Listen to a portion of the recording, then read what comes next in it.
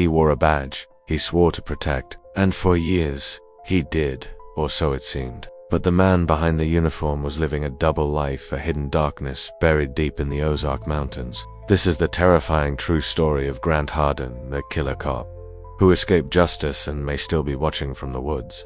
In the 1990s, Gateway, Arkansas, was the kind of town where everyone knew your name and trusted your face. And no one had a more trusted face than Officer Grant Hardin. Tall, clean-cut, and soft-spoken, Hardin was seen at Sunday services, community barbecues, and traffic stops. Always the calm in chaos. But what no one knew was that behind that calm exterior was a man boiling over with something else.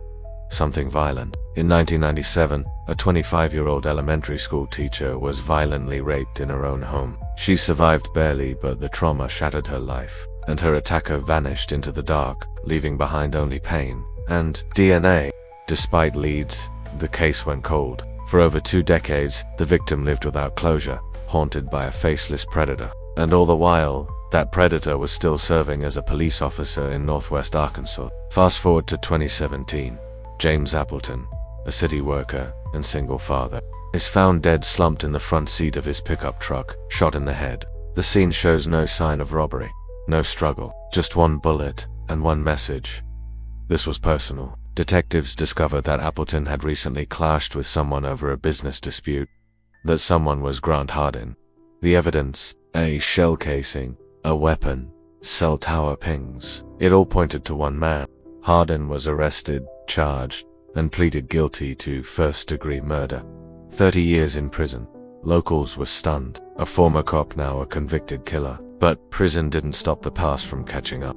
In 2019, the state ran Grant's DNA through CODIS, and the result, a perfect match to that cold 1997 rape case. It had taken 22 years, but now, there was no doubt Hardin was the monster who'd attacked that young teacher all those years ago. He was charged again, 2 counts of rape, and with it came 2 more 25-year sentences. Stacked on top of his murder conviction, he would never leave prison again, or so the justice system thought. May 25, 2025. Memorial Day weekend, North Central Unit Prison, Calico Rock.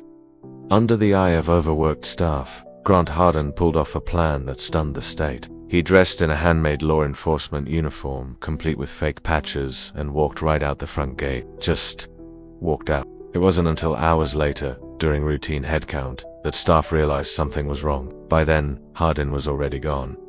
Free, and fading fast into the rugged, forested Ozarks he once called home. Within hours, a manhunt began. Helicopters scanned the tree line. Bloodhounds were brought in. Roadblocks, trail cams, all eyes on the mountains. But Grant Hardin, a former cop, knew how law enforcement worked. He knew how to disappear, and to this day he has not been found. The FBI offered a $25,000 reward. The locals whispered about sightings, cabin break-ins, campfire smoke, but nothing stuck. The devil in the Ozarks had vanished. Again, a former officer, a rapist, a killer, now a fugitive. Grant Hardin isn't just a criminal. He's a cautionary tale about how evil doesn't always wear a mask. Sometimes, it wears a badge. If you have any information on his whereabouts, contact the FBI. Do not approach him. Do not wait, because justice delayed can become justice denied. This is World Culture News. Subscribe for more stories that demand to be told.